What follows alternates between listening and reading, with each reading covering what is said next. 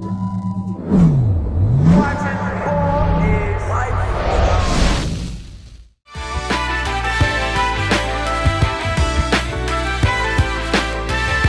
everybody. Welcome to another episode of the In the Paint Show, episode 129. I'm here with my co-host, Chelsea Hopkins.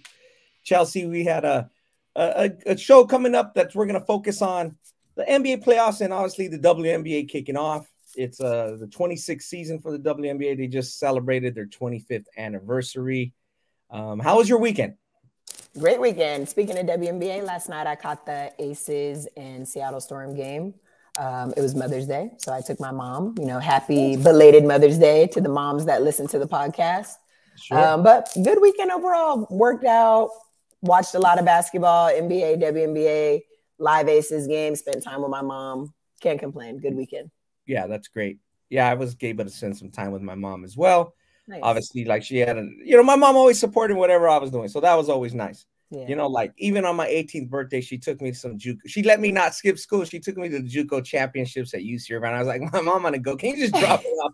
I didn't even have a ride home. I was like, I'll see somebody there. Figure it out. Yeah, I'll figure it out. She's like, yeah, go ahead and drop. It was cool. I got to see some good players back then when California JUCO was really good on my 18th birthday. So I always remember that. But nice. Yeah, when we get into the ball, let's talk about, I guess, jump in with the NBA. And I guess it seems like, and it may be a good thing. There's a lot of things going on. It's like half the news is like off the court, especially with Golden State and Memphis. There's always something going on. Like some guy, did he injure him on purpose? He's laughing. And then, everybody's like, Chris Paul's mom got hands put on her. I'm like, what? When you say those words, the thing I conjure up an image of Chris Paul's almost 40 years old, right? So his mama's 65. I'm assuming she's 65. So, like, who put hands on her mom? Like, did he bump her? Did somebody bump her? Did somebody nudge her? I mean, when you say put hands on her, that sounds really bad. Like, yeah, and you know how social media works. The news travels so fast. Yeah. I actually didn't even know really what happened, but I got on Twitter and I see Chris Paul kind of being contained by his teammates yelling into the crowd or whatever. Yeah. It's a lot. Yeah. Like you said, a lot of the media these days happens to be off the court, with the officiating and then the kind of back and forth between Memphis and Golden State. It definitely makes for some entertainment. I mean, I'm definitely amused by some of the stuff that's happening, but hopefully we can get back to the basketball pretty soon. Yeah. I mean, the basketball's been pretty good. Let's run down the series. We obviously have 4 series going on. 2 of them are tied and 2 of them are 2-1. As you listen to this pod, the Celtics have a big game against the Bucks. They're down 2-1, and the Warriors are up 2-1 on the grid. So it's kind of like big games from the Celtics and big games for Memphis. I guess the big question for Memphis is their best player, Ja Morant, going to play? Again, he was being trapped at the top of the key. Looks like Jordan Poole went for the ball, and people are like, did you see that? That's so dirty. He twisted his knee while he's going one way and his knee's going the other. And the other people are like, no, he just barely grabbed it. He was going for the ball. Chelsea, what do you think? Obviously, that's a sensitive thing for you because you're always worried, like, take care of your body and your knees. Man, I'm going to be honest. I did not like the play when I actually saw it in slow-mo. Like, I didn't really see it when it was happening in real time. Sure. I didn't like it. One hand on the hip, one hand on the knee, kind of like, twist. But just knowing Jordan Poole, and I don't know him personally, but I'm saying knowing him as a player, he doesn't try to play defense at all. His defense is horrendous, as a matter of fact. More times than not, he's getting beat off the dribble. He's kind of reaching in, doing little things. Right. Like I've never seen him really do anything dirty. Sure. From what I've seen. And I don't even see most of the time the effort on defense to even do something dirty because he's not playing hard enough. You know what I mean?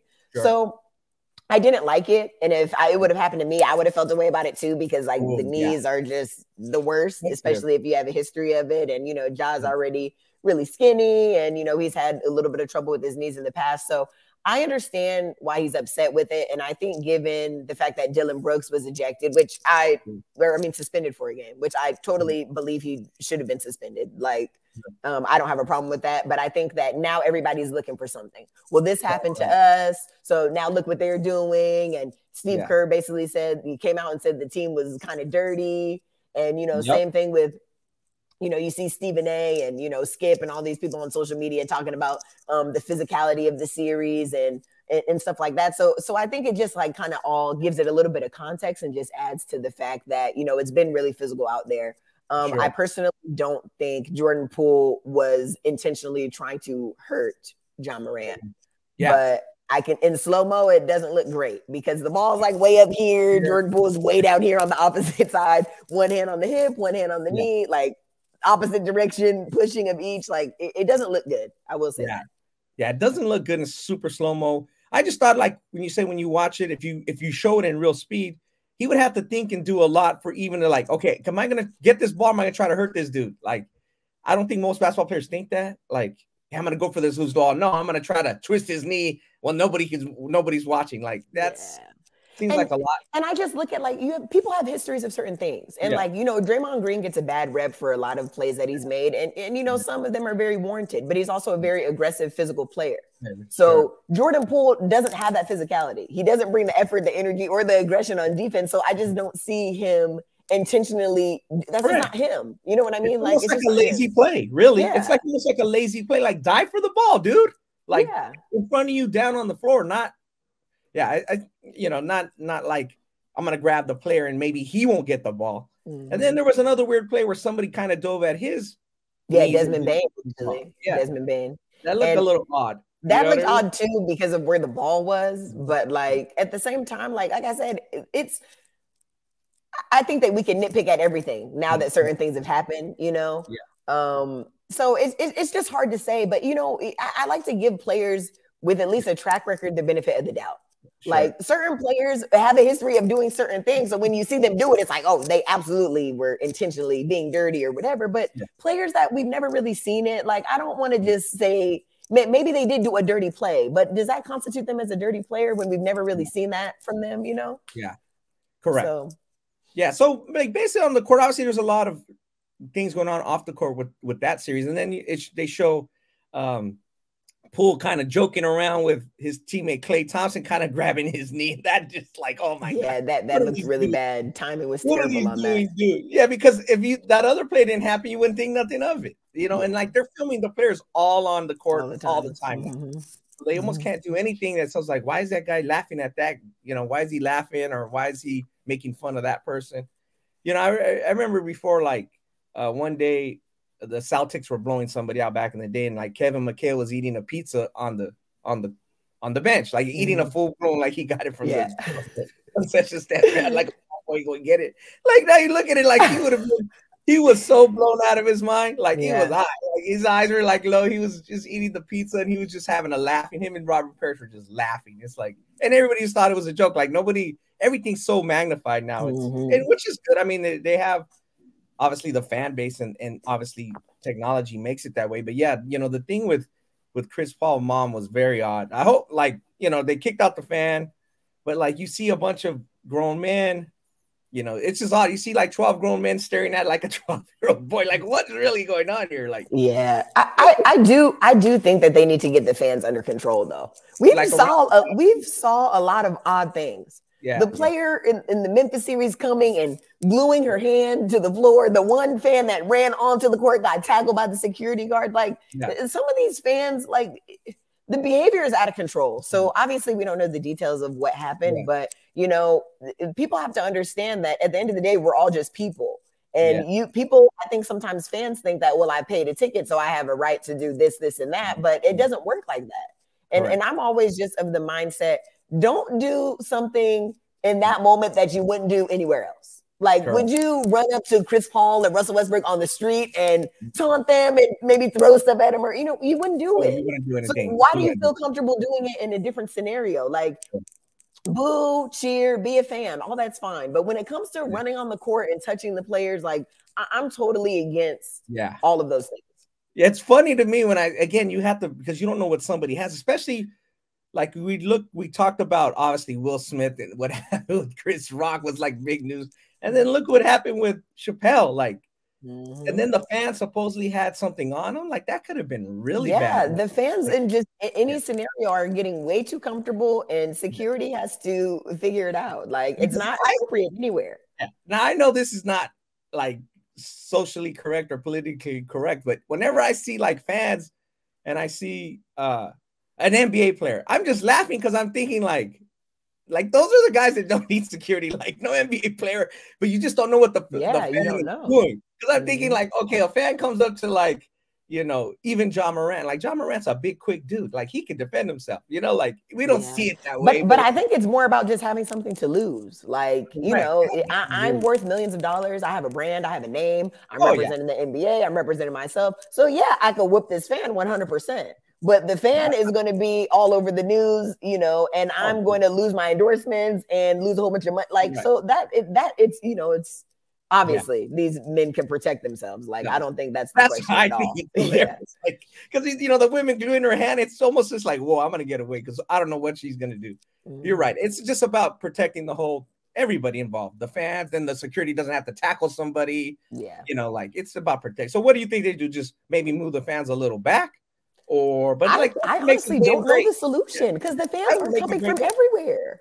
The one man that went out to the court was like, and the security got her like immediately, like tackled her like it was a football game, like just immediately.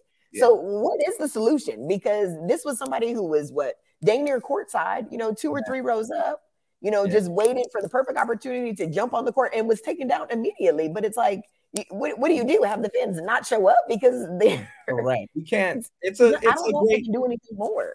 It's a great. I mean, basketball is a great spectator sport. That's why it's become so popular. Really, compared to like even when you go to a baseball game, it's a great experience. But you're far away. You got to watch because the ball can. If you sit close, the ball could come at you. You got to pay attention. Like.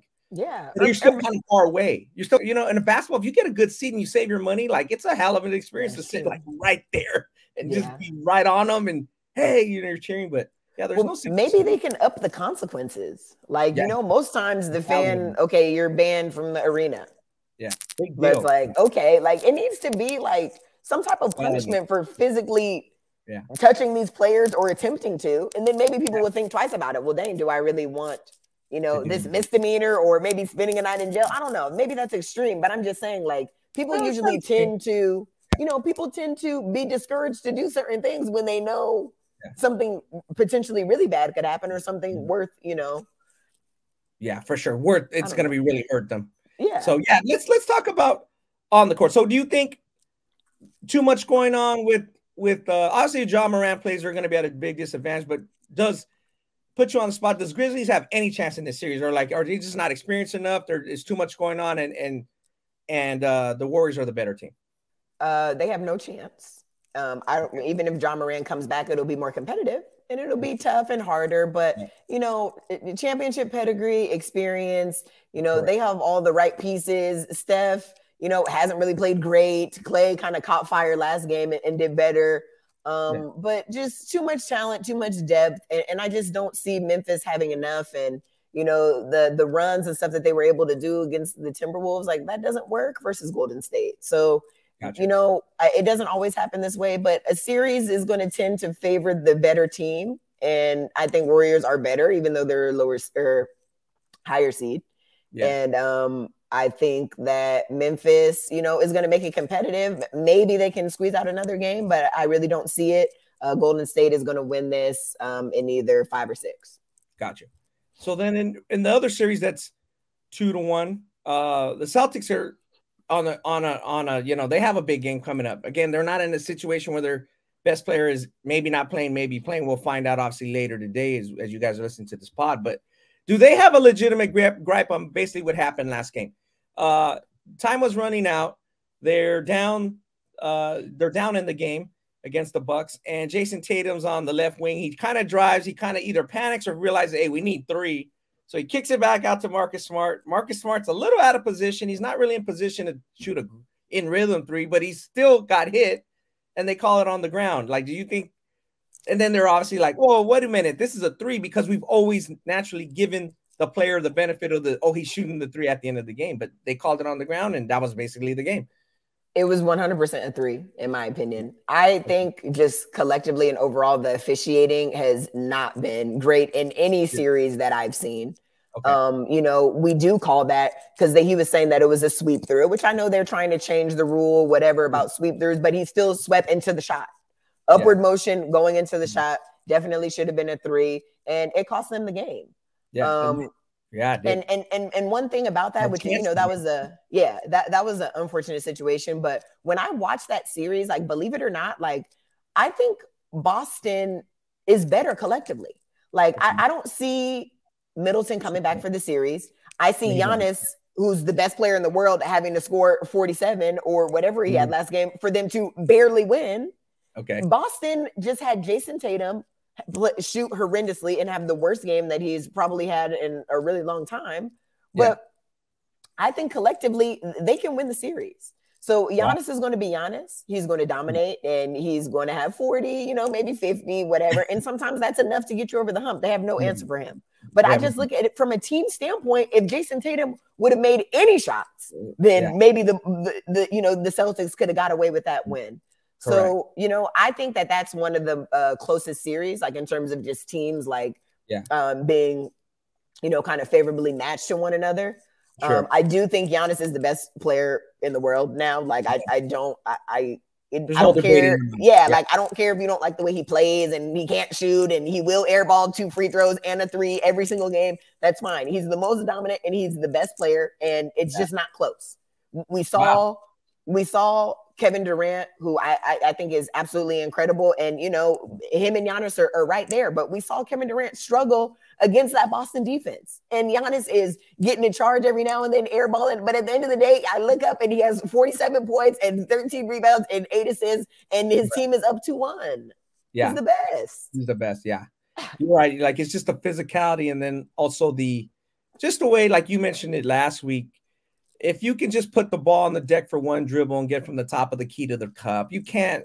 Like you said, that's a skill. And that's basketball, basically. And that is a skill, though. Yeah, that's a skill. We look at Kevin Durant. He's the smoothest, the tallest. He can shoot. He's 100% more skilled than Giannis. But Giannis is scoring. Giannis is, quote unquote, not as skilled and scoring more points and doing it easier and more efficiently because his are all dunks. Correct. So my thing is, like, we can't move the goalpost on, well, KD scores like this and Giannis scores like that. Well, guess what? Giannis averages more points and he scores one way, and he does it every time, no matter who he's playing against. Correct. So, and that's always been my thing with Chris Paul, because people talk about how good he is. And now I'm changing the subjects a little bit, but I'm trying to make a point. Like, if you're in a big game, I know it sounds crazy, but I'm rather trying to guard Kevin Durant. If I'm 6'8" and a pretty good length, I'm like, you know what? Maybe I could bother his shot a little bit, get up under him, force him, push him out toward the 3-point line, get him away from the key, and I have a chance to hold him to 25 on 20 shots. If I'm guarding Giannis, I'm like, dude, this is going to be a tough thing to do. Like, so in other words, when you have a guard like Chris Paul, I can find somebody that can slow him down a little bit, at least a little bit, because he's not physically dominant. He's not. Yeah, that's true. The physicality part is different, and you have to have guys that are willing to sacrifice their body. Yeah. Like, listen, you know, KD's not going to pummel you and dunk on you. And Giannis, you can draw charges and stuff on him, but who wants to go in there and get ran over? Yeah, he's like a bull in a china shop. Defender looking at the referee like, aren't you going to help me? Like Giannis just killing him. Like, that's demoralizing for any basketball player. I don't care if a guy hits a 30-footer on me. I'm like, okay, good shot, dude. But if a guy's just like, hey, I'm about to just, you know, bully you and get you out of the way, like, that's demoralizing. Doesn't matter if you're a girl, boy, JV, varsity, that hurt. Like, you're like, damn, what am I going to do? And truthfully, none of these guys can be stopped. I mean, like, I looked at last series, you know, everybody is praising Jose Alvarado, and as they should. He did incredible. He's undrafted. He worked his way, you know, to get a contract and stuff like that. So 100%. He was nagging Chris Paul, getting on Chris Paul's nerve. He was like a little gnat the whole game. But Chris Paul still went 14 for 14 and had 30 points. So it's like, yes, he did great. But Chris is still Chris, and KD's still KD. And same with Giannis. They're all incredible. They're not going to be stopped. The main thing is just trying to lower the efficiency as much as possible. But like I said, I think the physicality, when you have to pick somebody to guard, that just wears on you. You know, somebody shooting over me as opposed to somebody putting their body in my chest every night. Like, it's just, you know, what do you prefer? Yeah, what do you prefer? I'd prefer somebody hitting a 40-foot on me and not be like, yeah, you hope they miss at least, like, you know. Good shot. So, yeah. So that's going to be an interesting series. Obviously, like we said, those are 2-1s. The others are 2-2. Obviously, the home court made a big difference, and obviously Joel Embiid coming back.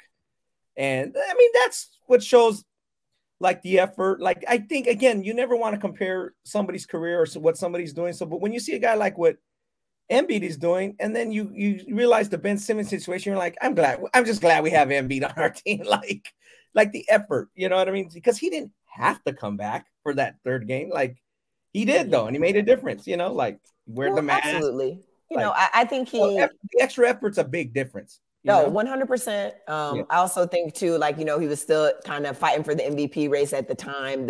You know, it just came out today that Joker ended up being crowned the MVP, but, you know, he was very much so in the mix. And, you know, maybe those people seeing him again, you know, could have maybe got him over the hump in terms of the voters.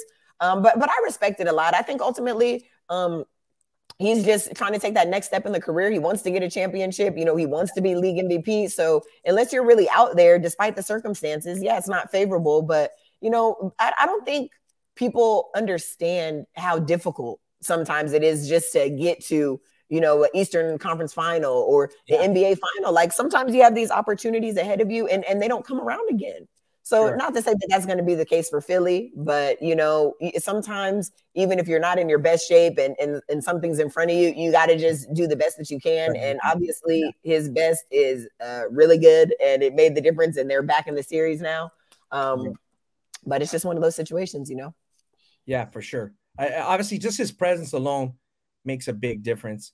I just, you know, it's like a lot of other players play better. You know, the players have played really good at home, and we'll see if anybody can play good on the road, because it seems like in those series that are tied 2-2, which is, you know, 76ers and Heat, and then the Mavs and Phoenix, the role players have played really good at home and just okay on the road. So like, can Dorian Finney-Smith from the Mavs get hot, or you know, somebody get hot on the road? Because one of those teams is going to have to win on the road. So do you think anybody's going to win on the road, or like Phoenix is going to win because they got home court too? It's basically best out of three, and they got it's basically best out of three, but, you know, the games have been, you know, pretty close. Like, I feel like, you know, there's a couple plays here and there that really, you know, sealed the game or changed the game for, you know, one team or another. So, you know, I'm not ruling it out. I think that, you know, Phoenix, who's an incredible, you know, defensive team, I feel like they can win anywhere. But, you know, right now they're just trying to figure it out. You know, the Mavs came and kind of jumped on them early in the last two games, and that made the difference.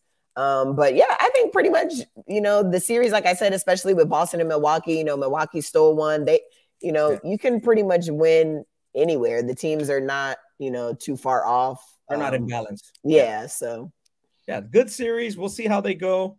There's obviously you wanted to mention that, and you mentioned the Joker. So let's go back to what you guys said a few weeks ago. You thought Joel Embiid should win the MVP. So did Ani. I thought Jokic would win it, but I really thought, like, in a weird way, I thought Embiid deserved it. But I think because of, like, the stats and because he had two starters out the whole year, I thought he would win, like, that he deserved to win. But I really thought Embiid would probably win, but he didn't. Like, and then you have Giannis, who you just mentioned, and we mentioned a few times, like, he's the best player, but he didn't win. He didn't deserve, you know, he didn't necessarily deserve, quote unquote, deserve MVP. So, well, you know, what do you think about that? What do you think now that it came out? And, like, now he's won back-to-back MVPs. That's pretty big on the, you know, Richter scale, or on historically of the NBA.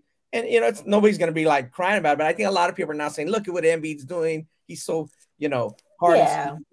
I'm not mad about it. And, you know, you made the point about Embiid missing players. I mean, Joker was too, you know, Michael Porter Jr., Jamal Murray. They're second and third best players that, you know, are also out. So he's had to do a lot with less as well.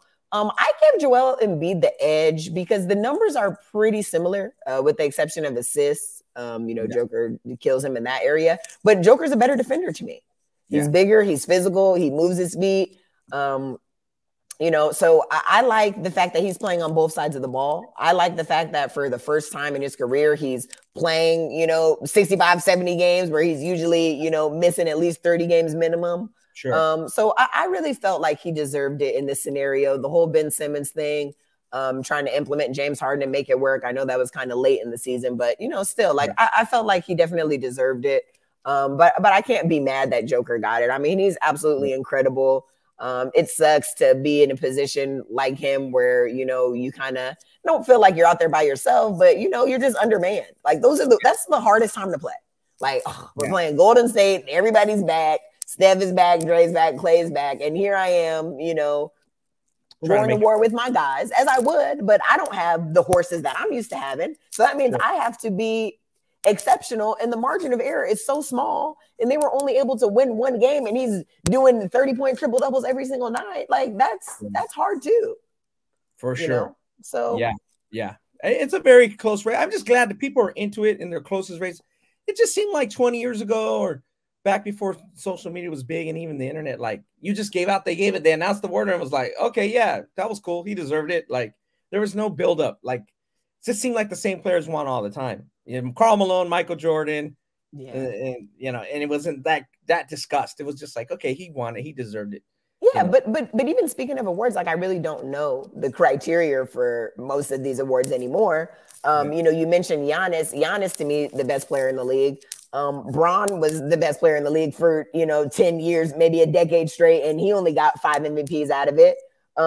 They're not going to just always give the best player the MVP, and Milwaukee has a great team. So, you know, obviously, yeah, I can see why they would lean more towards the Joker and like Giannis, but just the awards in general, I would like to see some type of criteria come out, period, of how they're going to give the award. You know, we saw Russ get it because he led, you know, he had triple doubles or whatever, was the first person to average that for a whole season. You know, that's fine. They didn't really win like that. They came in as maybe the 8th seed that year. You know, Denver came in, I can't remember what seed they were this year, but bounced out in the first round. Like, so I want to see the award given at the end of the year. And I want there to be criteria for every single award.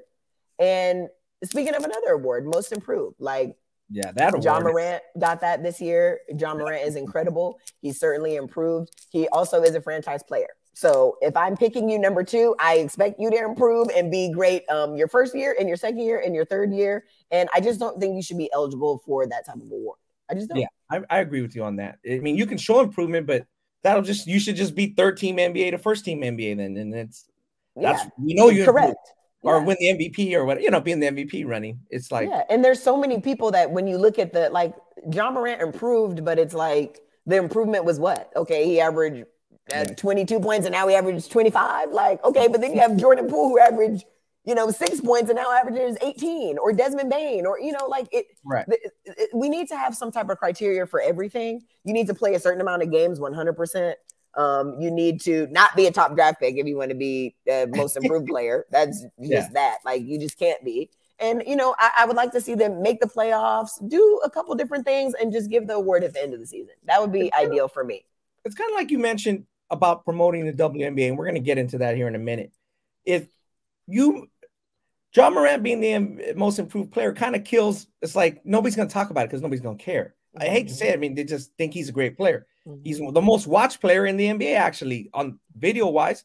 Yeah. They, you know, the metrics show that. But if you gave the most improved player award to Jordan Poole or somebody else, you create a story for that guy. Like, it means a lot more for his career. When you just give a first or second team all NBA player most improved, it's just like, it's not a story. So like, it's back to what you said about the WNBA. You said it before. We're going to talk about it here. It's like, create storylines that make sense. To you, that storyline doesn't make sense. No. Like Ja Morant is like, okay, you just move on. And you know, we'll keep moving on. There's been a lot of things that happened in the last week. We kind of talked about NIL a bit. Yeah. And seems like that's going to be taken care of, you know, fast here. Like, they're making very quick moves on it. And to me, that's kind of hypocritical, to be honest. Like, SEC commissioner and the Pac-12 commissioner met up with U.S. senators last Thursday. So when I hear that, and they're basically asking for legislative help with federal policies because the state rules very, very widely on this issue, as we mentioned before. And it's funny, the Big 12 commissioner came out and mentioned that getting anything done before the midterms is doubtful. And that's my big point. Like, Justin, we haven't talked about it much on this spot, but like, we're almost like the countries and the world is like in a very delicate place with war. Your gas, I know you're not just driving anywhere. Oh, let me just drive around and go down the strip. Like gas. Man, I'm about to start riding my bike. It's terrible out here. It costs me 88 to fill up. It's terrible. Yeah, I mean, gas is $6 a gallon everywhere around the country. There's people getting evicted now again after COVID. Mm-hmm. And, you know, we talk about house prices and rent prices are just out of control. I mean, I'm very blessed. I'm glad I don't have to pay a bunch of rent that's gone up 50% in the last year. So based on all that, why are we talking about NIL like in Congress? Like, let them do their job, the thing that have to get done. Like, you guys had a chance to get out in front of this. You chose not to. And now you want to like, you know, you hear SEC coaches talking about like, oh, we need some policies in place. Like, why? What do you think? Why? Yeah. Why? I mean, do you have any like strong opinion or like why? No, you just know why. No, I really don't. Like, I'm with you on it. Like I said, it's happened. We're at this point because, you know, they didn't want to negotiate and figure it out when they've been fighting for years for players to be able to be compensated for their likeliness. So, you know, this is the situation that we're in. Like you said, there's way bigger issues, you know, amongst us that we shouldn't even really worry about it. Like I said, it's going to adapt eventually. With the contract restrictions and stuff like that. But is it a priority? Absolutely not. These kids are going to get this money, and that's how it is. Yeah. I mean, because they're going to find new ways to skin the cats, kind of like we say the robbers, you know, when the families go out for the summer, they rob the house. Well, then they start a neighborhood watch. Well, then the robbers come up with a new concept and a new scheme. Like they're just going to come up with a new way to skim it. So, you know, like you said, I always just thought the market would correct itself in a few years because it's brand new. And like I said, I don't want to pay, you know, a kid, you know, $500,000 and I really didn't get anything in return. I get it. You know, like he's not doing it. He's doing it almost for a pay-per-play inducement. But eventually, how many years are they going to want to do that? Like, I just don't see that. Eventually, they'll adjust and say, okay, Chelsea wants to go to Duke. Like, should we give her $800,000? Nah, I think she'll be cool with $25K NIL deal. We'll give her, you know, some Walkman. Absolutely. I don't think she's gonna be like, no, I'm not doing it. Like, no, it'll eventually balance itself out. So I just think, you know, going in front of Congress is basically they're trying to get the easy way out, and we'll follow it, and we're going to talk about it more. And actually, there's been some fallout, like the Wichita State AD was already fired because he mentioned that he's like, our school can't compete in the NIL market, and I guess the school's like, well, you're out then. Like, so it's already making a big difference in like what people's employment, what people's job titles are. For sure. It's making a big difference. So, you know, we'll see how that goes. Sports Illustrated's Ross Dellinger has been on top of it. He's been putting out a lot of stories on it. And basically, if you're not collecting $500 million for your salary pool for NIL collectives, you're already behind the 8 ball. Like if your school, big schools, not already have $500 million kind of like in a pot, you're already behind the 8 ball. So like that's but my thing is like now that money is legal, it's become a thing. But this has always been a thing, Ronnie. We talked about this. It's always been a thing. There's schools that have paid under the table and it wasn't legal and we didn't know about it, and they had access to recruits that other people didn't. And there's always going to be some type of imbalance and unfairness. And that's what the NCAA was trying to argue previously when they were like, you know, when you pay the players, there's certain players that aren't going to make this and aren't going to make that, you know. There's never going to be a perfect balance of you know, money for anybody. Like if I play at Duke and I'm high profile and I'm blue blood, absolutely I'm going to make more money than this guy at Wichita State. That's just how it works. That's how it works. You know, now that it's become legal and maybe people are seeing the numbers, hey, this kid's making $500,000, this kid's making 10,000. So now they want to say, look, that can't be right. But this has been a thing forever. Now we're just seeing it in the forefront, and we're seeing people be able to do it in real time and right in front of our face, as opposed to under the table, like they did for the last 20 years. And that's just what it is. Yeah, I agree with you there. Let's move on. Let's talk about our main in the paint topic.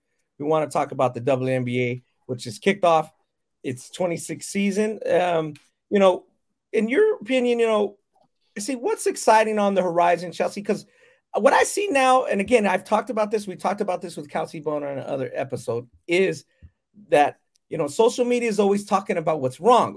Let's add this. Oh, the rosters are small. What's right? Why don't I don't hear enough talking about what's right. So, Chelsea, so far, what are you seeing? What's right about this going into its 26th season? Yeah, the league has grown tremendously. I think it's so hard because we're just in an era of comparing. Oh, well, look at the NBA. Look at the NFL. Like, if we really compare leagues where they were at specific times, the NBA at year 25, year 26 wasn't thriving like it is today. No. So, you know, I think that we're just in an era where everything is so accessible. It's right in front of our face. You get on your phone and you see this and you see that. And it kind of hinders, you know, the good things that are happening with the league. Sure. The CBA has gone up, the collective bargaining agreement. The women are getting paid significantly more than what they're used to. So obviously that's a positive.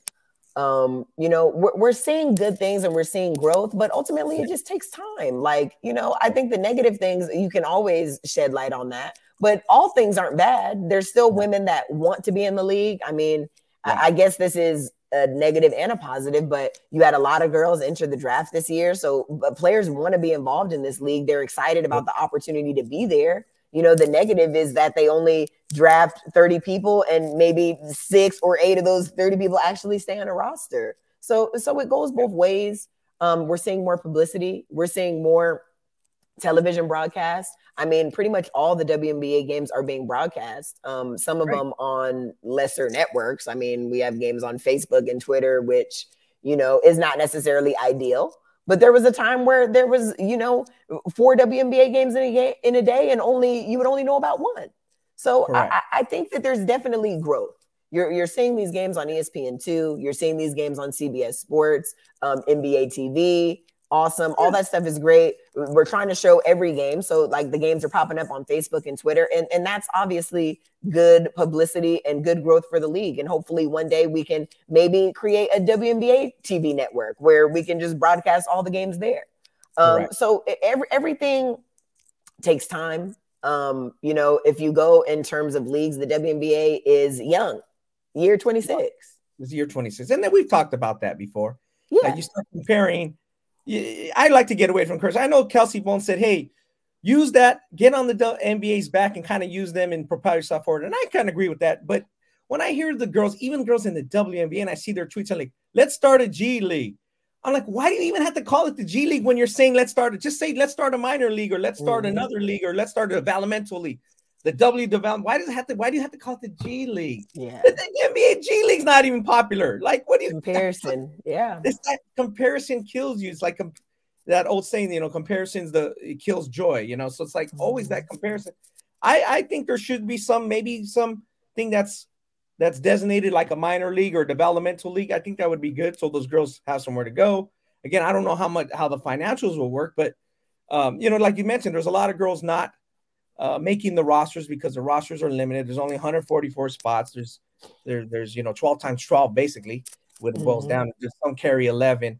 So do you think like the WNBA should try to partner up with something that's out there like Athletes Unlimited or create their own? Or do you think like, hey, do you think basically in essence that not having the following of a great college player and her going into the NBA and then people are like, oh, I want to follow her. I've been following her in college.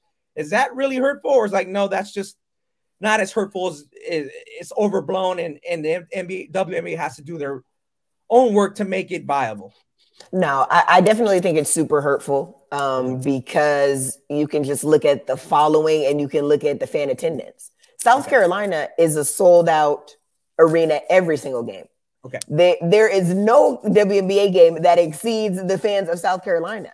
So if South Carolina is bringing Asia Wilson and this year they brought Destiny Henderson, those fans are going to follow those players because they're dedicated. So I definitely think that it's super hurtful to not have those players, you know, in the WNBA or even, you know, just like you said, developmental leagues. Like I really enjoyed Athletes Unlimited this year, how they gave an alternative for girls, you know, to come and compete and play. And a lot of those girls who, you know, some were in the WNBA, but a lot that weren't end up getting training camp contracts and opportunities based on that.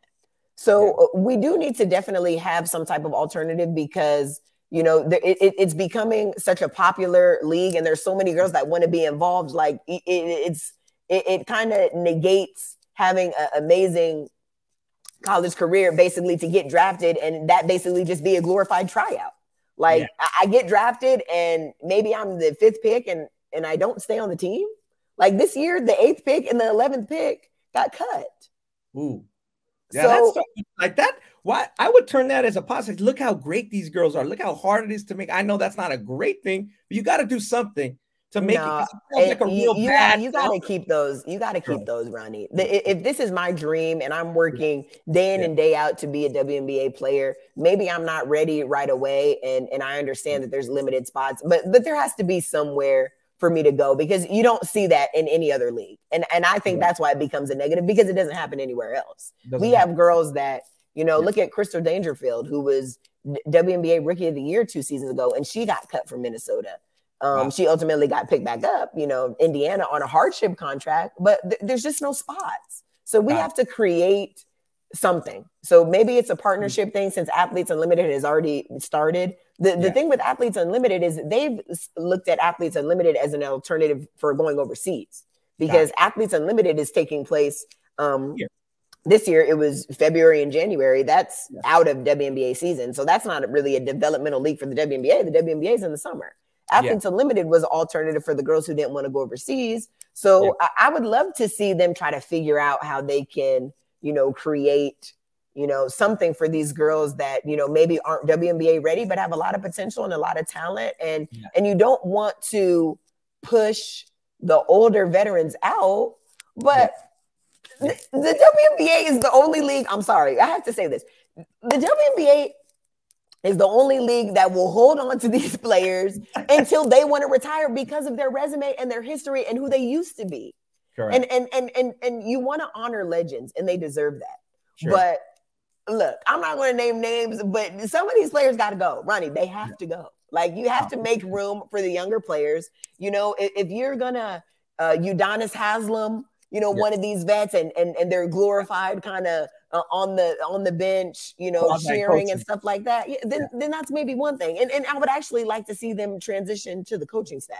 Sure. But some of these players have the ability to stay just because of who they are, and not necessarily because they're the best at this point in time, because certainly at a certain age, you are not the best anymore. We see it with anybody. Like, LeBron's my favorite player. He's not the best anymore. He's old. There's better people. And, you know, it doesn't come down to that. So they definitely have to find some alternative. I don't think it's okay to have really high draft picks be cut. It's not a good look. Like, there has to be something else. Sporting world. Yeah. And I think the most reasonable thing that we can do right now, like, I mean, the league hasn't expanded in 14 years. There hasn't been a new team. I think we're generating a lot of interest, and that expansion will come at some point very soon. Sure. But I think just, you know, when the CBA is up again and we have to kind of renegotiate the collective bargaining agreement, if anything, expand the rosters. Yeah. Let's do 15 players. Let's do 14 and 1 injured reserve. You know, different ways where you can squeeze players in. And I think that's more feasible at this point than thinking that somebody's going to buy a team, because we've heard talks of people buying team for the last several years. Hey, you know, we want a team in the Bay, or, hey, you know, they want to bring back the Monarchs in SAC. Like, it's always rumors and buzz, but what's realistic? I think the most realistic thing at this point is to expand the rosters. And the CBA, maybe the money will drop a little bit with, you know, the max contracts when we finally got to increase. But if we can shed, you know, instead of the max being 220 and we drop it to 210, but we're able to carry 2 more people on the roster because we were able to stretch it out, then maybe that's something that we need to do. And I think players would be open to it. Yeah, like you said, because the money's getting better, it's kind of like a catch-22. The money's getting better, especially for the veterans, so the veterans don't want to retire. Hey, if I can make $200K and 32 games or 30 games, I'm going to stay on. Like you said, but some of those players need to move on. So there's got to be some balance there. And in the CBA too, one other thing I would like to see, just a random thing, and maybe this isn't great, but I would like to see it. I think there needs to be a rule that a team has to carry a rookie. Yeah. Or maybe guaranteed that if you get drafted in the top 10, then you're on the team for at least a season or 2 seasons. Correct. And you look at Minnesota. Yeah, Minnesota has no rookies on the team. They have not one first-year player on their roster. So to me, it's like, no, like, you have to keep one. You drafted some people, keep one. Especially since you're saying the NCAA women's game and the women's tournament and the top players are really popular. I would say almost as popular as most of the WNBA players. And in essence, Yeah. You know, they have the exposure. They have a good tournament. People follow them, especially South Carolina, Tennessee, UConn, the schools that we all know about that we've followed for a long time. So, yeah, it would help to have that carryover. Let's talk about the teams themselves. There was talk, you know, if you're from Vegas and you know about betting. So, according to the betting world, you know, in the betting world, I guess the Aces are one of the favorites, and the Connecticut Sun. Do you agree with that assessment? Like from a betting standpoint, those two are supposed to be the best teams, but are they the best teams, Chelsea? Like going into the season? I would say it's pretty accurate. Connecticut Sun was the best team all last year in the regular season. Came up short, kind of in the playoffs. The roster got shaken up a little bit. They had a player come back from injury and maybe kind of played with the chemistry. And the Aces are always in the mix at the very end. I think now that they have Becky Hammon as their new coach, then that's going to kind of get them over the hump. They always kind of get stuck in the semifinal, but they've always had a lot of talent from top to bottom. I think you have to have those two teams, the favorites. But when you look at other rosters on paper, there's other teams that, you know, have really good pieces. I look at Chicago, the defending champions. They added Emma Messiman, who's an absolute huge piece. So they added her. So I would say that they're going to be in the mix, barring everybody staying healthy. And then I look at Washington, a team that, you know, has missed their star player in Deladon for the last several seasons. And, you know, when she's playing and she's healthy, she's easily top 3 in the league. They added Alicia Clark, who's coming back from injury too. She won championships with Seattle, so they have the pedigree there. If those players can stay healthy, then those are going to be teams that are going to come into the mix that people wouldn't be surprised if they did, because it's just like they have the pieces. It's just who's going to be playing. Yeah, like you mentioned, health is important. You mentioned Chicago, and I know you gave me this tidbit that they didn't have a great regular season record, but that's because in Candace Parker's first season coming over from the Sparks, she started off injured. They started off 0-8, and then they got hot. And that's a big thing, because if there's only 32 games and a player misses, you know, or gets seriously hurt or misses half the season, that's a lot. Like 15 games in the NBA, you're like, oh, okay, he's going to come back. But that's a big deal. Well, when it's a player like her, absolutely. I believe it was in preseason that she got a high ankle sprain. Yeah. But, you know, ultimately they started 0-8. They fought their way to 500. And basically, I feel like once you get in, it doesn't really matter. Like, yeah, you'll have home court advantage. Maybe somebody's a higher seed, but it's just about clicking at the right moment and having everybody healthy at the right time. And you can make a run. And that's exactly what Chicago did. So, yeah. So speaking of that, because Candace went over she was a longtime Spark, and she went over to Chicago, and then the Sparks missed the playoffs last year. They're usually a perennial contender. And then Liz Cambridge came over from the Aces. So we're going to talk to Rashawn Haylock as our guest this week. He's going to come on a little bit. He's a play-by-play announcer for the LA Sparks. Get some insight there. So what do you think that did for the dynamic? I mean, obviously the Aces lost a great player. They go to the Sparks, but you're saying the Aces are still very good, even though, you know, and they have a new coach. They have some new blood. They have a lot of fan interest. I know you went to the game the other night. It seemed like there was a lot of buzz. What do you take of that dynamic from one great player going to a contender and then the Aces still being right in the mix? Well, I think sometimes less is more. I mean, you know, Liz Cambage, she's an incredible player. I don't think anybody disputes that. But, you know, before she came to the team, or when she wasn't on the team, A'ja Wilson was MVP. So I felt like A'ja Wilson and Liz kind of, you know, got in each other's way. It wasn't really a great dynamic it wasn't a good fit. Not that they don't like each other or they hate each other, but I watched many Aces games for the last several years, just being a Las Vegas native. And I just didn't feel like it was really a good fit, both of those girls together. So, you know, we saw the dominance of Liz when she played for Dallas. I think when she can go to LA and, you know, she's going to play alongside Nneka, who's incredible. I think that, you know, just shaking it up wouldn't be a bad look for her. I mean, she's super talented, and, you know, LA has a lot of talent on paper as well. I think they can be a sleeper team. They got Jordan Canada running the point now. Obviously, Nneka, who's absolutely incredible, who comes into the season just with a chip on her shoulder. You know, she gets the short end of the stick in USA. She's been an MVP in this league. You know, I'm always rooting for her because I feel like she's suffered from a lot of politics in the WNBA. So, you know, I love to see her excel and do well. And, you know, I think she can provide the leadership that sometimes Liz needs.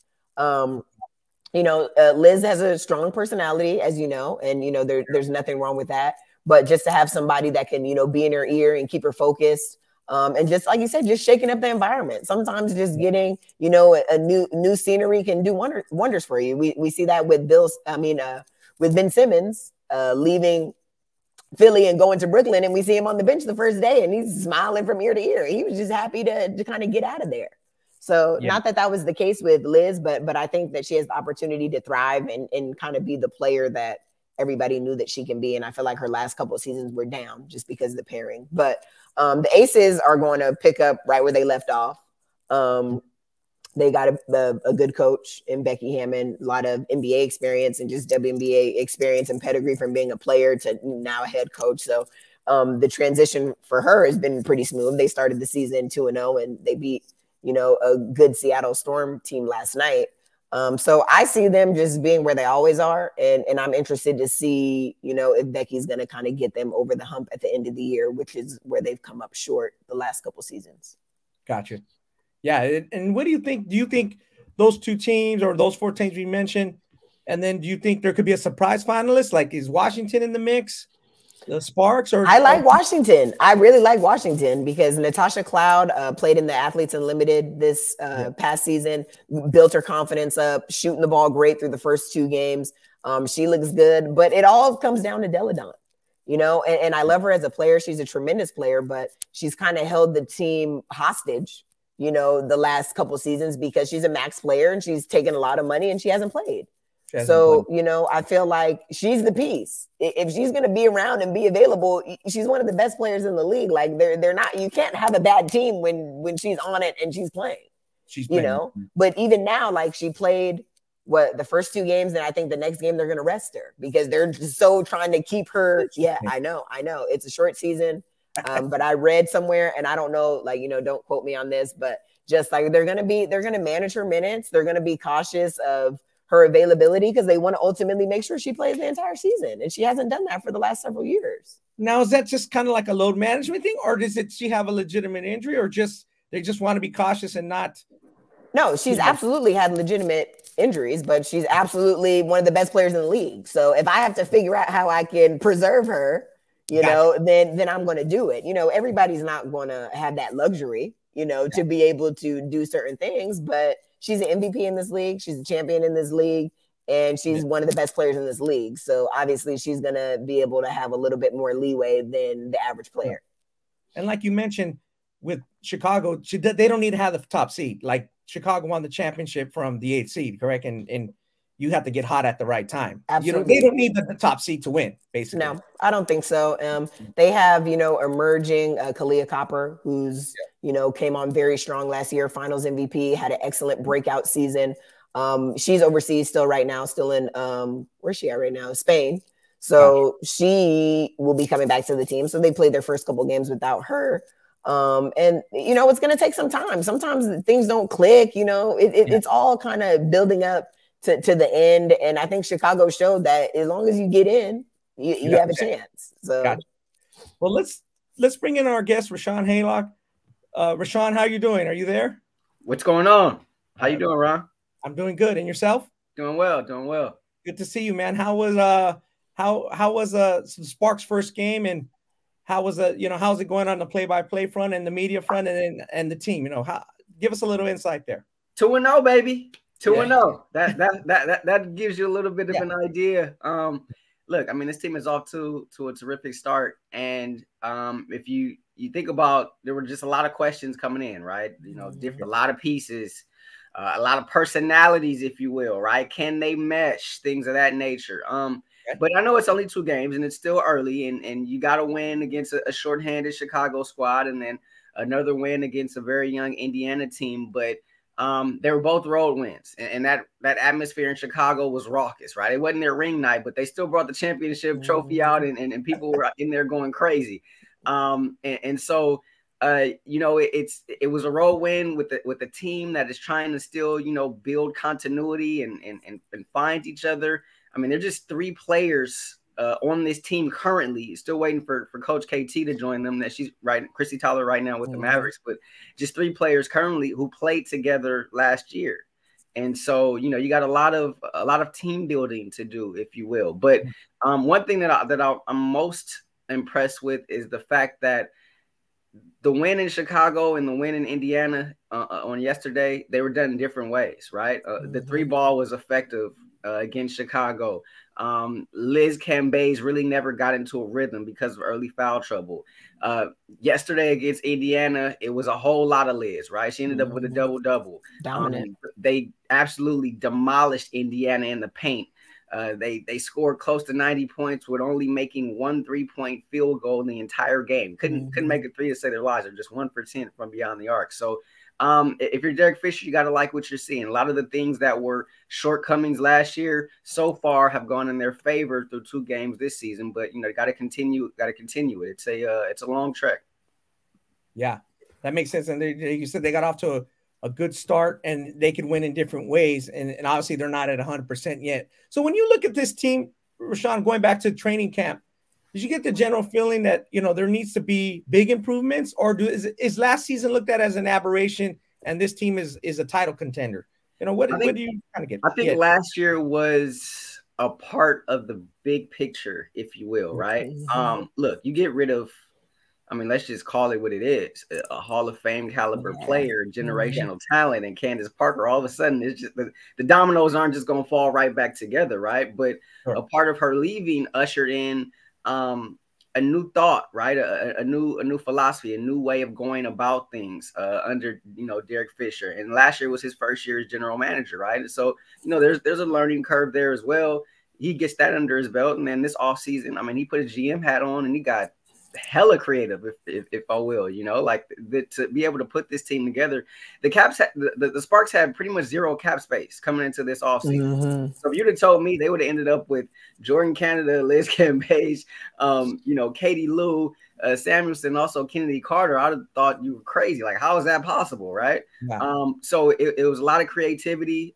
There's a change in the philosophy, and so what is being built now is a championship caliber franchise. I mean, let's face it, Liz Cambage wanted to be in LA. She's wanted to be here her entire career, but she was not going to come and just sign on to any team just to wear the purple and gold, right? She wanted to make sure that, you know, the organization was headed towards that direction. And granted, look, you got to give her a pat on the back as well, because she took a little bit less than maybe she would have gotten elsewhere to be able to be here and be maybe that last big hook, if you will, for this team to be able to challenge for a title.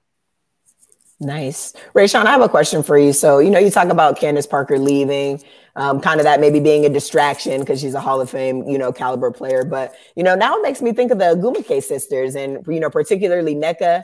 Do you feel like she's in a better position to kind of, you know, she was the MVP in this league. So, you know, I think that she has leadership potential, star power potential. Do you think she has a chance to basically come back into her own now that Candace has kind of left?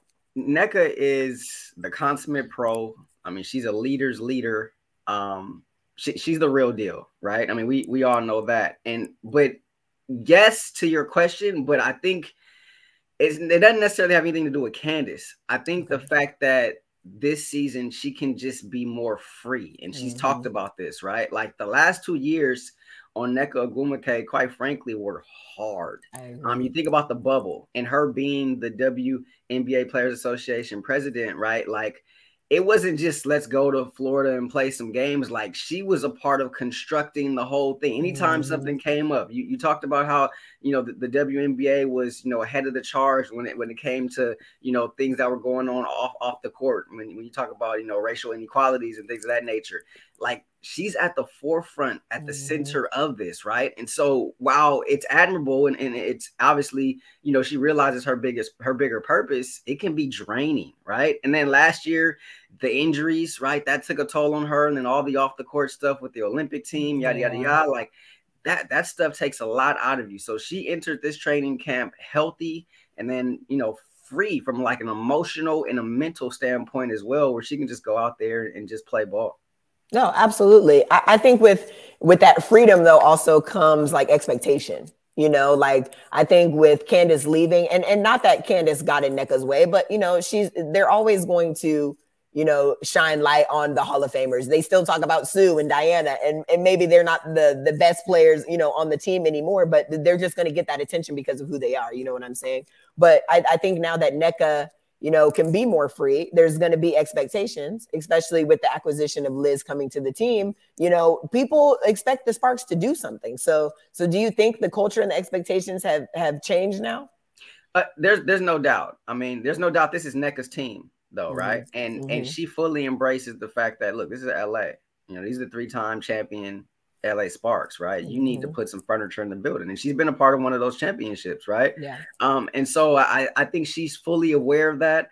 She embraces that. You look at the hashtag time to show, right? That's not just a hashtag that's on Twitter for the LA Sparks this year. That's become like a mantra for this team. And time to show can mean a lot of different things as it relates to this team. You look at Nneka, you look at Liz Cambage, you look at all of these pieces that have come together that maybe have had some individual success, but maybe not necessarily that team success. You're in LA now. It's time to show. It's time for the Sparks organization to show that they can get back to playing, championship caliber basketball. And so Nneka fully embraces that. She's the leader in that locker room. Her voice can be heard and is very, very present amongst all the leaders. And so, I think you're absolutely right. You hit the ball hit the nail right on the head. Rashawn, you mentioned some great acquisitions, even though they had little space in the cap. Talk about these players, Jordan, a little bit, or even Carter, Katie Lou. Which one of these additions will the fans be pleasantly surprised by, or which returning roster player do you anticipate a big jump in production from based on the movements? Maybe somebody is having an opportunity to shine. Well, I mean, look, it was Jordan Canada who put on for her city on opening night, right? I mean, she got a tweet from Magic and was so excited about that. Canada just went crazy in Chicago. 15 points in the final 4 minutes of regulation and overtime, hitting those 3 clutch free throws to force the OT. So she really did her thing. Kennedy Carter, you saw her come off the bench and play, more minutes yesterday in Indiana. She showed not just the scoring ability, but the playmaking ability as well. You look at Liz Cambage. I mean, we all know she's the most dominant big in the game, right? That kind of speaks for itself. We'll see what Katie Lou brings to the table. Obviously, you like the spacing that she provides, being able to knock down shots, and you want spacing around Nneka and around Liz, right? Because they're going to get the ball, inside. They're going to draw a lot of attention. Lexi Brown had a really huge game on opening night against her former squad, and she sort of picked up where she left off from the offseason when she played in the Athletes Unlimited League. And that she just kind of took off in that league, and that kind of carried over into opening night, and she found herself playing starters minutes once again on Sunday, even though she has not started a game. So there's a lot to look at, a lot to like about this roster and the construction of it.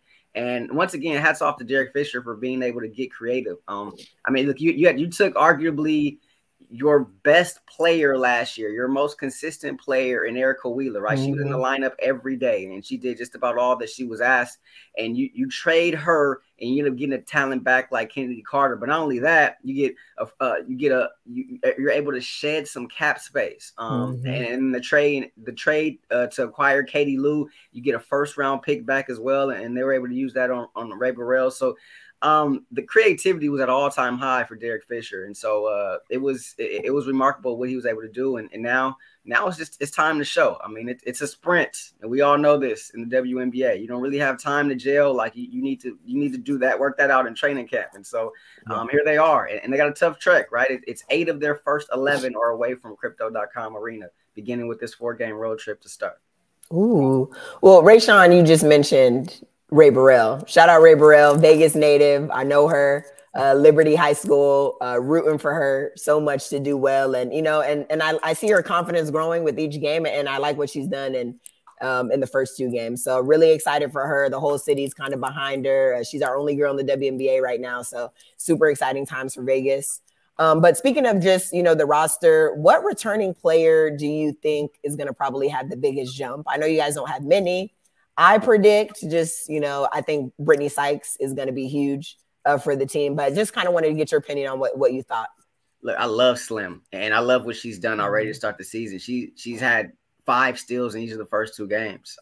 Last year, she wrongfully did not win the Defensive Player of the Year award. I'll just go out and say that right now. Like, I thought she was more than deserving. But I will say this: the fact that she was even mentioned and among the finalists, with the Sparks record being what it was, I think that just shows to just her impact, right? And just the way the team was able to get after it defensively a year ago. She's not done. Like, she wants that award. And if you talk to her, she is a defensive savant, right? If you ever had a chance to talk to her about defense, just the way she studies this stuff. She studies previous defensive players of the year, you know, and especially those from the guard position, and how that's not, you know, normally the norm, right? That it's so easy to give it to a big, right? She studies it from the WNBA perspective, but also from the NBA perspective. She'll talk to you about angles and things that she can do to distract the opponents and baiting. Like you can really just open up your notebook and just take notes, right? She can literally put a clinic on it, and it is so refreshing to hear her. I've never heard anybody speak about defense in the manner in which she has.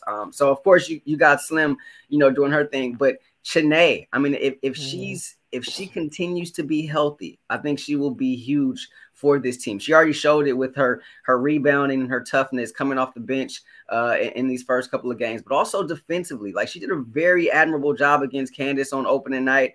You know, she was in there fighting for boards and loose balls and getting on the floor and things like that yesterday at Indiana. So I think this could be a big year for Chiney. I mean, we talked about neck and her injuries.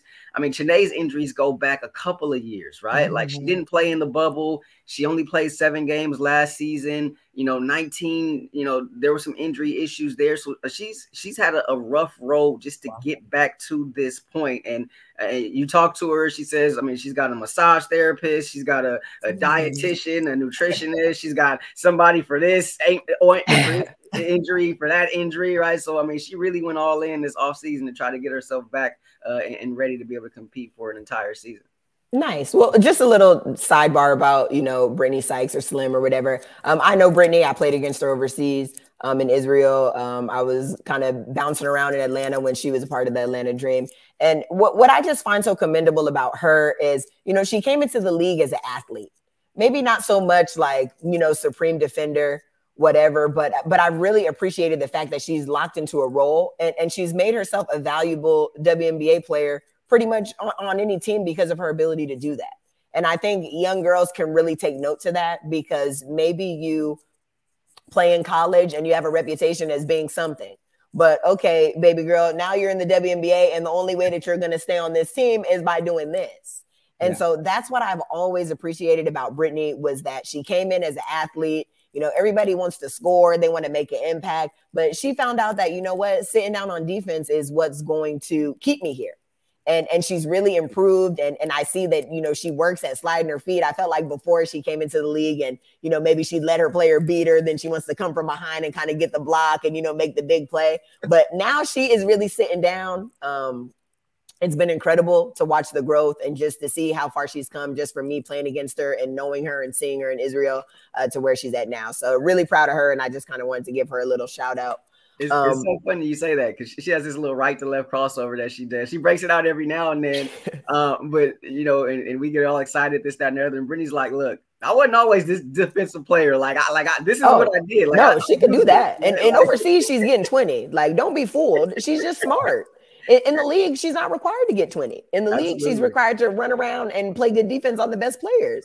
And she's done that. And that's kind of when I wanted to make that point, because overseas, people know Brittany's getting 20. Like 100%. So she's absolutely right there. Just kind of going back to the roster a little bit, you know, you guys kind of got some national attention with the cutting of Taya Cooper and Guarantes. And I just kind of, you know, it just kind of shows the difficulty of just making and staying on a WNBA roster. I mean, Taya Cooper was, you know, was good for the team. Both had prominent roles, you know, last year and what they did. But, you know, I just kind of wanted you to talk about like how you have to deal with having that hard salary cap and, you know, paying the players to keep them performing and to keep them, you know, locked in. When you see circumstances of like, you know, with Taya Cooper, who was on the roster and had a lot of attention and gave you guys a lot of good publicity, and now she's no longer with the team. So, yeah, it's tough. We always get to the end of training camp, and look, I'm gonna be completely honest with you. I didn't really get. This is my second season with the Sparks. I didn't really get it until last year, and Chiney put out that 144 doc, and that kind of opened my eyes to some things and just seeing what happened in training camp. This is a hard league. Like this is the hardest league in the world to make. They're just 12 roster spots, 12 teams, 144 players in total, right? And it's not like the NBA where you have a G League or maybe you can keep 15 to 17 on your roster, but only dress 12, every night. Like you're at a 12 maximum. And because of the hard cap, a lot of teams stay at 11, right? Yeah. So they don't carry the full 12. And so it was important for Derek Fisher to be able to carry the key 12, the whole 12. But when he assembled this roster for training camp, he assembles it with it being highly uber competitive, right? Yeah. And look, the Taya Cooper one was obviously it was heartfelt by a lot of Sparks fans because of all the things that you mentioned, right? And not only that, I mean, she's a two-way player, and the things that she's able to do defensively, and this team kind of builds itself on the defensive end. You kind of figured she had a good shot to be able to make this squad, but that just goes to tell you just how hard it is to make a roster spot in the WNBA. Taya Cooper is a WNBA player. Like, make no mistake. Absolutely, yeah. Like, and the fact that right now, she's out of the league, that's just heartbreaking. And so you heard Chiney talk about it during training camp. The Aces had cut, their top pick, like this two of them, 8th and 11th. Yeah. Like this is a place where, even if you're a first round pick, you're not guaranteed anything. And so Brianna Stewart talked about it as well, saying, the league needs more. There's thoughts out there that there are a bunch of owners that want to come in and have a team that will require, some expansion in the league. And so, talked about maybe even having a G League or a practice squad or developmental squad or something along those lines where maybe, if an injured player goes down, you can bring somebody up in that squad. So I think all of those things would be beneficial. I think, in time, we will see some of those things in play. I mean, you look at the last couple of years, the league has grown tremendously from like a rating standpoint and just the overall attention that it's been getting. So I think it's coming. It's just unfortunate for those players right now. They're not able to benefit from it. But Arella Garantes, I mean, a lot of people thought she was going to be the first guard taken in the draft last year, and she ends up sliding. And, she's not a member of this team either. And someone who you saw a ton of growth. She benefited from playing in Ukraine in the offseason. A ton of growth going into training camp. But, once again, I mean, it's just the life in the WNBA. It's very tough. No, absolutely. And, one thing I will say is I do respect what Derek Fisher did because, just being somebody who has bounced, I never played a complete WNBA season. I bounced around many teams, Atlanta, New York, Chicago, 7-day contracts, replacement player contracts. For Derek Fisher to just say, you know what, Taya, Lexi Brown, may the best girl win. Like, even though Taya, had been on the roster, and, I know Lexi Brown too. She played in Israel, and I'm excited, a little bit biased, that she made the team just because I know her personally and I know what she went through to kind of get there. But I respect the fact that, you have to really, it's a dog eat dog. You got to fight for your spot. And some coaches and some GMs aren't willing to make certain decisions because, well, you know what, this was my number 8 draft pick, or Taya Cooper was on the team last year, so we have to keep her. If somebody comes in and beats them out, then, I respect Derek Fisher for doing that, even though it's not an easy decision. And I'll say this, and I don't want to speak for Fish, but you look at the difference, right? Lexi Brown gives you shooting, right? Like the Sparks couldn't shoot last season. And that's even more imperative now when you got Liz and you got NECA who can operate down low, right? You need some shooters around them. Taya Cooper, for all that she can do on the offensive end and on the defensive end, shooting not necessarily her strength. Arella, the same thing, not necessarily their strength. And so, it comes down to little things like that. I mean, Taya could get downhill with the best of them, right? But you got Liz clogging up that middle, double team's going to come. You need to kick it out to a capable knockdown shooter. And I think Lexi obviously gave herself a great opportunity by coming in and being able to knock down some shots. Yeah, and like you said, it doesn't mean that they're not WNBA caliber players because they're no longer on rosters. There's many talented women that aren't on rosters that have been there or bounced around or didn't stick or did whatever. So it just goes back to the fact that you talk about how competitive it is and how limited it is, So I agree. Rashawn, with one last question, I'm going to let you go. Appreciate your time. You mentioned the growth, that the growth was eventually going to come. there's some positive momentum over the last few years. Have you noticed anything? Are the Sparks doing anything different or unique that you know of to grow? Because the reason I say that is because of the competition. We're in LA, like you mentioned. There's a lot of publicity. There's a lot of choices here. The city's always changing. Obviously, me and you've been here a long time. We grew up here, but and especially now with the Rams down the street, the Rams are the world champions. So the Sparks need as much eyeballs as they can. Are they doing anything different that you notice than in the past?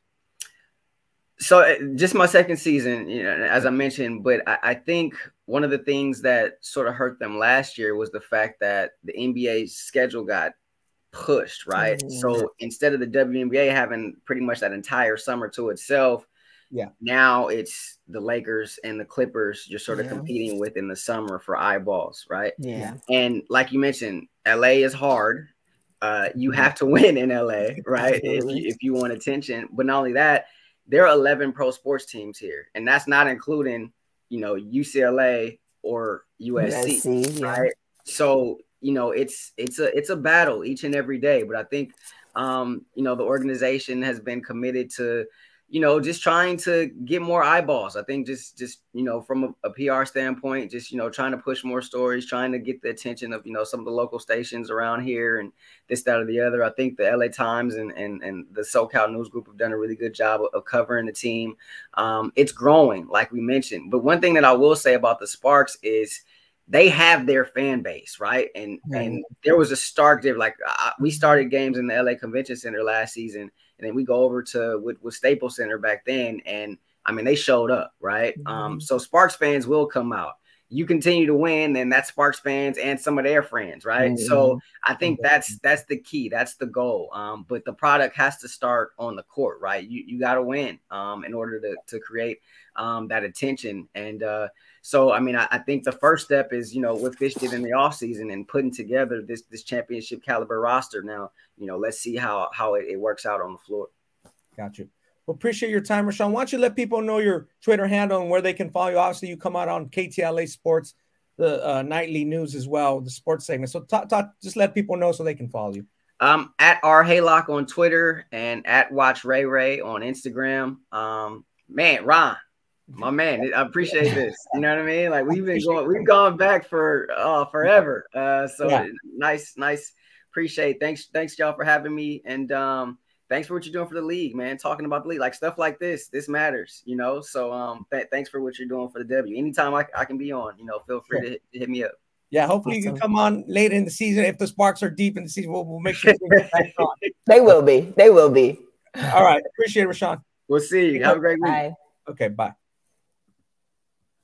Yeah, he's you know, he's grown a lot. You know, he covered high school football games. We'd go and, you know, we'd have fun and talk a lot about just the sports. He's covered a lot, and he's obviously doing the KTLA news, which I mentioned last week. It's funny because I mentioned the story about Hank Gathers and that story, crazy story with Lisa Leslie and her passing out.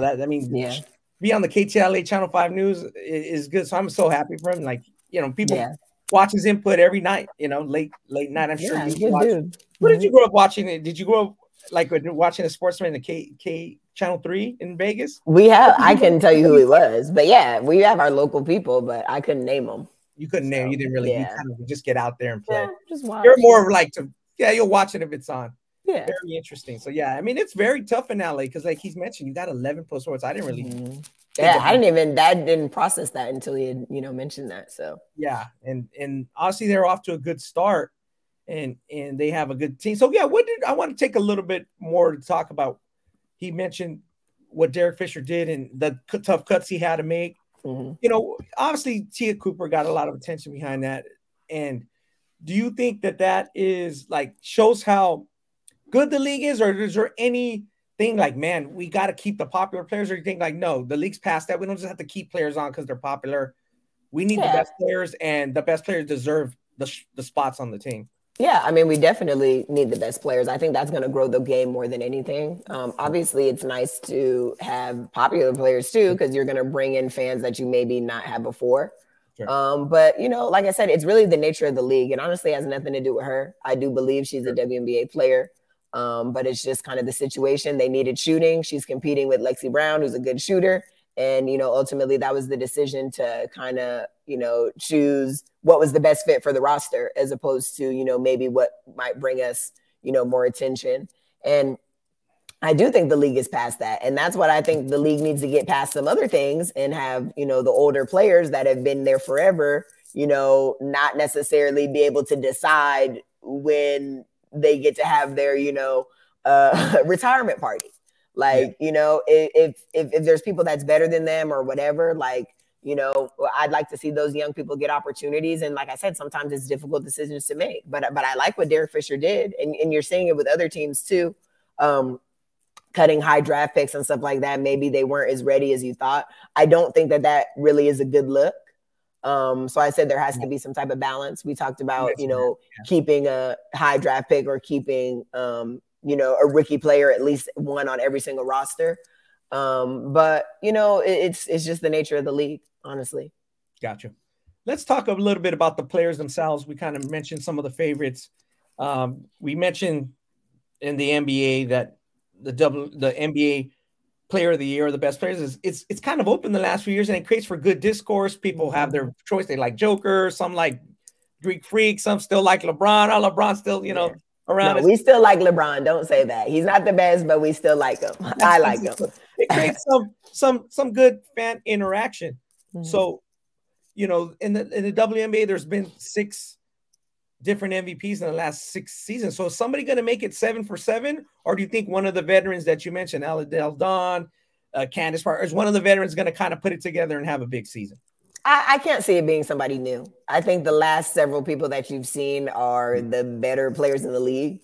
So I can see one of those people repeating before I see somebody that I just didn't expect getting MVP, Maybe you can see somebody like Kalia Copper, who was the finals MVP. She's never been the league MVP, sneak in there. But I think when you look at a collective season, it's always going to be the Breanna Stewarts, the Delle Dons, just the top tier, Jonquel Jones. Believe it or not, and I actually talk about this with my friends all the time, like, there's levels to the league as well. So even in the NBA, you have, you have your KDs, and then you have, your people that are, everybody else kind of falls below. So I think that there's a handful of girls that you see in the WNBA that are just top tier, and they are going to dominate as they always do. They are clearly the better and the best players in the league. And, we are not surprised or shocked when any of those people do well. Kind of just bringing up the topic, it makes me think of Brittany Griner, who, the league is missing, who's still not with us right now. But, she's one of those people. There's a handful of people, 5 to 7 players that can potentially, that can potentially get it every single season. Most of them are repeat players. And I think it's going to ultimately come down to one of those people again. One of those 5 or 6 or 7 mentioned. Who is the biggest off-season acquisition of any team? Obviously, we talk about the top tier players, and we've talked about the Aces, and we talked about the Sparks. But of any team, who's the top off-season acquisition that could make a difference in a playoff run? I look at Chicago acquiring Emma Meesseman. She, big part of the success in Washington. Tremendous player. I don't really think there's maybe at the position she's got to be, top 3, as just playing the 4, stretching the floor, passing ability. There's nothing that she can't do. So any team that can get her, like you have to feel that they upgraded, because there's not many players better than her. I also look at Tina Charles, who, kind of joined Phoenix. I was worried in Phoenix, not worried, but I just thought, wow, like they have a lot of like big names and a lot of people that want the ball and have done different things on different teams. But Tina Charles, perennial all-star, incredible player. I wanted to see how she was going to be alongside Brittany, but obviously that may not transpire this season. But, anytime you get her and the price that they got her at, like you can tell that she just wanted to be a part of a winning team and kind of just give herself a chance. I mean, she signed for basically nothing, which, shout out to Tina. She has her Hopi's Heart Foundation, and she actually donates her WNBA salary to my knowledge, to that foundation anyway. So, you know, she's made a lot of money overseas. She's not really, you know, too worried about money. So, you know, yeah, she's there like maybe on a 110, less than 120 contract in Phoenix, when obviously she's a max player anywhere in the league. Wow. But you know, she made that sacrifice to win. So, you know, getting her at that price to be able to still put pieces around her. You know, you have Skylar Diggins, you have Diana Taurasi still on the roster, Shea Petty, who's incredible for them. They acquired Diamond DeShields, who probably has the most potential of any player that I've ever seen. You know, she's had a couple health issues and stuff, and she hasn't been able to tap into how great she can be. But, you know, if she gets to that point, then she's going to be hell as well. So they have a lot of really good pieces, but, you know, Tina Charles and Emma Meesseman by far were the two best offseason acquisitions. Yeah. Shout out to Tina. I didn't really know that about her. Yeah. I followed her when she was at Christ the King and she was at UConn. I mean, I knew all about her. She was, Hope's Heart. Check it out. Yeah, I'll check it out one day and see what it's all about. So let's talk about the rookies. As you mentioned, it's hard to make an impact. We talked about that a lot. It's hard to even crack the team. So which rookie will surprise and maybe even challenge #1 pick Rhyne Howard for Rookie of the Year? Do you think Rhyne Howard's the front runner for Rookie of the Year? If she's not, who else is out there? I mean, she's the front runner. Like, look, this girl, she just has a pro-ready game. Like, you just look at her, everything comes so smooth and so effortless. Like, you know, the team is not great in Atlanta. They're also missing their best player, in my opinion, in Tiffany Hayes, who hasn't returned from overseas yet. But, you know, they haven't been great the last couple seasons, which is why she was the #1 pick and how they were able to acquire her. But she just has a pro game. And I think sometimes you see these players in college and I feel like as good as she was in college, she's going to be a better professional because that's just how she plays. But I will say, if there's going to be anybody to challenge her, it's going to come from the Indiana Fever. The Indiana Fever has the most rookies currently of any roster, which means two things. One, their team will probably not be good, but that's okay. You know, they're building for the future. But they have 4. And the one that has impressed me the most is Nalissa Smith, Baylor forward. She's been a monster. They only played 2 games. She's a double-double every time she plays. And most of the time she has the double-double like by halftime. So she is very good. And she definitely has a chance to be Rookie of the Year. My personal favorite is Destiny Henderson, point guard from South Carolina. Just a heady, tough, competitive player. I mean, she can score the ball. She can shoot the 3. She's making all the right plays. I like how she's kind of got everybody together. They're missing Danielle Robinson, who's probably their veteran leader, point guard. She's still overseas in Turkey. But Destiny Henderson has stepped right in, and she looks good to me. And, you know, just being a point guard, I really like what I see from her. They have Emily Englister, who is coming out of Louisville. Just a mature, poised player. I mean, right now averaging 7.7 rebounds in their 2 games, but just plays like she's been here before. So, you know, I like it. I like when I feel like people just fit in and they kind of adjust quickly to the learning curve. And we've seen that from Queen Egbo too, who's also another player that they have, another rookie averaging 7 points, 5 rebounds. So they have, I think they won the draft easily. With the young talent that they brought in. I really like what Lynn Dunn is doing over there now as the new general manager. You know, Tamika Catchings stepped down, so she took over that position. She's been there before, doing something different, keeping so many rookies on the roster. So that's something that we haven't seen in a long time. But definitely trending in the right direction for the future. Indiana has been a bottom team for the last several years. Wow. But I think, you know, they're heading in a positive direction. So they're not going to be good, you know. Maybe they'll add 3 more rookie draft picks next draft because I can see them being in the lottery. Yeah. But, you know, I like that they're trying to shake it up and do something different. And maybe some of these teams will take note. Like, hey, if Indiana can surprise people and be competitive, then maybe people will say, yo, maybe young is the way to go. Let's get rid of the 40 and 38 and 37 4-year-olds. Yeah. Let's get rid of those and let's bring in the young legs. And if we can get some wins out of it, then hell yeah. I don't know. I like it. So I see a challenger for Rhyne Howard coming from Indiana Fever. Gotcha. One of those girls. Well, we'll see how that shakes out. Obviously, I want to get your put you on the spot a little bit. Who's going to be in the WNBA finals and who's going to take it?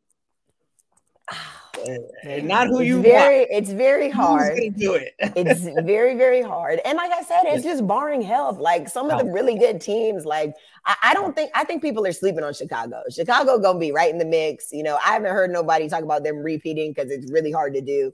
But they have all the pieces. They got Sloot running the point. They got Emma Messman upgrade. They got Candace Parker doing her thing. They got emerging Kalia Copper, who's about to be a star in this league for a long time. So Chicago needs to be talked about a lot more. I will say that.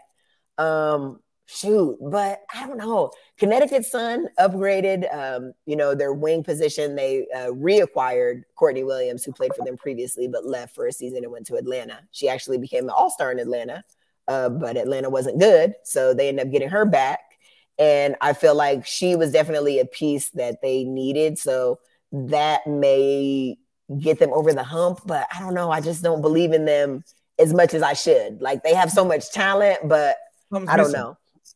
So Jonquel Jones, who was the last MVP, who is really, really, really incredible. If somebody can repeat, she can definitely do it again. Gotcha. So they have good pieces. They have leadership. They have what you need. But because I saw them struggle so much last year in the playoffs, just from the guard positions and just, going on that 15-game winning streak to kind of crumbling. I don't know. Like I just don't feel great about them.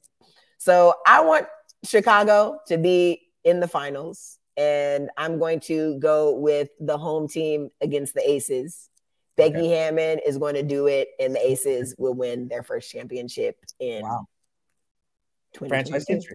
Yeah, let's get it. 2022. I'm taking the Aces.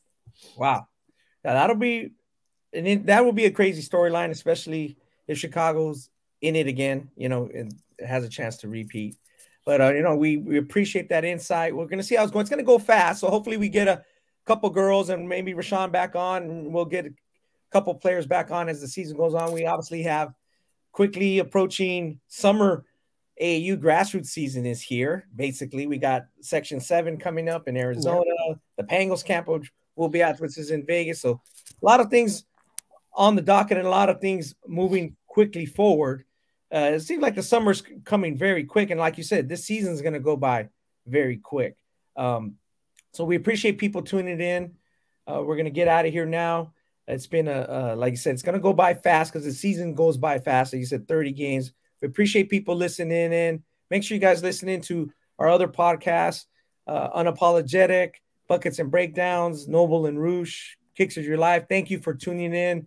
Audio-wise, you can find it on iTunes, Spotify. Appreciate people who also jump on the YouTube version. I know you guys like to get a crack out of the YouTube version. Like Chelsea, what do your friends say? Did they like the audio so far? They like to jump on and see what you're saying? No, they like the YouTube version for sure. They were like, girl, post it. Because one time I posted Spotify or, the audio one. And they were like, what is this? We can't even see you. I'm like, okay, I'll post the right link, from now on. So I think YouTube's the way to go. Got you. So thanks for keep watching in the YouTube version. I know you can grow the YouTube version. I think my followers like the Spotify version. They like to hear me really. On it. But it's good to watch the YouTube version. So we appreciate that. I think for now, me and Chelsea are going to get out of here. So thank you for tuning to episode 129. Until next week, we'll catch you guys later. Yeah, thanks, guys.